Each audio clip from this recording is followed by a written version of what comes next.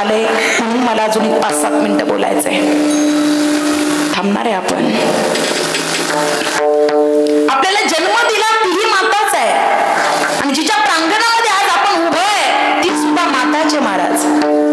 देव पंचायतनामध्ये जे 5 देव मानले जातात त्याच्यामध्ये या जगत जननीचं नाव आहे, लक्षात ठेवा महाराज. तिथं गणपती बाप्पा आहे, भगवान विष्णू आहे, भगवान शिवजी आहे, सूर्य नारायण आहे आणि जगदंबा आहे पंचायतनामध्ये. लक्षात ठेवा, एवढा अधिकार आहे माझ्या मातेचा. आपलं दुःख तिला सांगत जावं. सांगू तुम्हाला, आपण कधी जाणार हे आपल्याला माहिती नाहीये. खरा परमार्थ जर तुम्हाला करायचा असेल ना महाराज, तर घरामध्ये सकाळ संध्याकाळ 5-5 ज्ञानेश्वरीच्या ओव्या, 5 गाठ्यातले अभंग. नाही कळणार मला माहिती, अर्थ कळणं इतकं सोपं नाही, पण जर त्याचं तप झालं ना, अक्षर बाजूला सरकून तो अर्थ आपोआप आपल्यात उतरल्याशिवाय राहणार नाही. तेवढा आपला विश्वास पाहिजे महाराज. घरामध्ये अरे देवाला सगळीकडे नाही ना जाता येत, म्हणून तर त्याला आई निर्माण केली का नाही.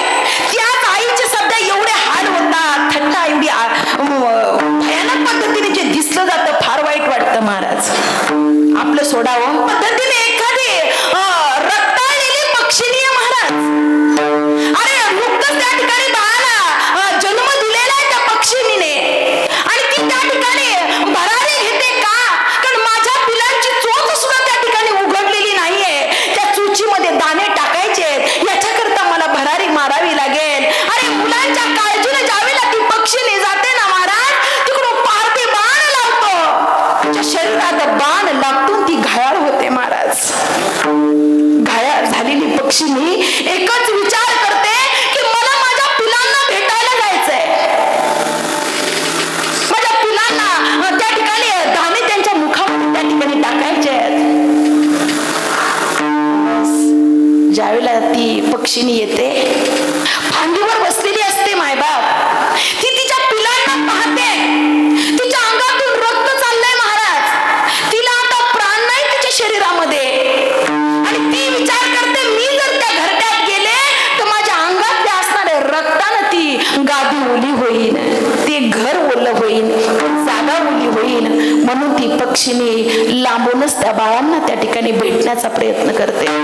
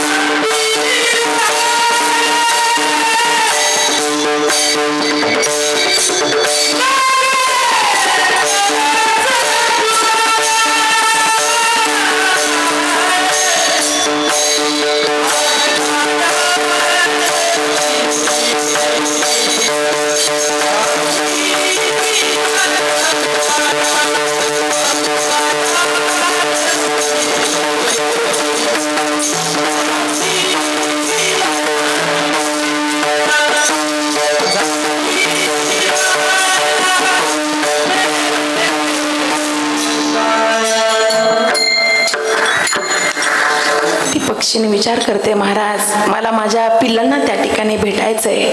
आणि महिला मंडळ चोचीत आणलेले ते दाणे आपल्या पिलांच्या चोचीमध्ये टाकते आणि जाग्यावर त्या ठिकाणी खाली पडून या जगामधून निघून जाते. आईचे उपकार कधी पेटू नाही शकत महाराज, कारण आपण आहोत, कारण आपल्यात आत्मा आहे. या जगाचा उद्धार करतो तो महात्मा आहे आणि हे जग ज्याचं परमात्मा. अरे मा अक्षराशिवाय आपण पूर्ण नाही, मा अक्षराशिवाय महात्मा पूर्ण नाही आणि मा अक्षराशिवाय तो परमात्मा सुद्धा पूर्ण नाही महाराज. म्हणून कौन सी चीज है जिंदगी में मांगने से नहीं मिलती, सब कुछ मिलता है लेकिन माँ नहीं मिलती. जेवढं त्या मातेवर प्रेम करताना तेवढंच आपल्या जन्मदात्या मातेवर सुद्धा प्रेम करा. साधी बोळी माणसं आहे ती जुनी नाही मातकन बोलायचं कळत नसेल पण आपण त्या ठिकाणी ऍडजस्ट करणं गरजेचं आहे. आपलं बालपण चांगलं जावं म्हणून त्यांनी त्यांचं तारुण्य खर्च केलं, आज त्यांचं म्हातारपण चांगलं जावं म्हणून आपण आपलं तारुण्य खर्च करायचं महाराज. आणि महिला म्हणतात ऍडजस्ट करा, जसं आपली आई आहे तशी नवऱ्याची सुद्धा आईच आहे का नाही. उगाच माहेरी जाऊन धमकी देण्यात काय पॉइंट नाही. माझ्या आई बापाला सांभाळ, पहिलं तू सांभाळ आहे का नाही. तू सांभाळलं का ती सांभाळल्याशिवाय राहणार नाही. ज्याने त्याने ज्याची त्याची जबाबदारी सांभाळावी, ज्याने त्याने ज्याचं त्याचं कर्तव्य करावं, कर्म चांगलं करावं, फळ तो त्या ठिकाणी देत असतो. तो साधक ती